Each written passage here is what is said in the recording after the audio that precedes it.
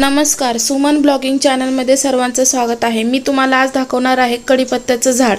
हे पाहू शकता, हे झाड पूर्ण खूप उंच होतं, ते मी पूर्ण छटून टाकलेलं आहे आणि पूर्ण त्याला बारीक केले तळाबरोबर आणि तरीही 1 महिन्याच्या आत ते किती छान फुटतं हे पाहू शकता। असं कडाने फुटतं ते आपण काढून टाकायचं, कारण खालून जर फुटलं तर वरती फुटत नाही। आणि हे जे झाड आहे ह्याला हे वरतून आपण रंग वगैरे लावून घ्यायचं, ज्यामुळे सील होतं पूर्ण आणि फुटायला मदत होते। हे पाहू शकता। आणि हे असं काही ना काही डब्बा वगैरे 8-10 दिवस आपण वरती लावून ठेवायचा, ज्यामुळे झाड छान फुटतं। आता हे पाहू शकता 15 दिवसांमध्ये जे फुटलेलं आहे, हा फुटाव किती छान आहे।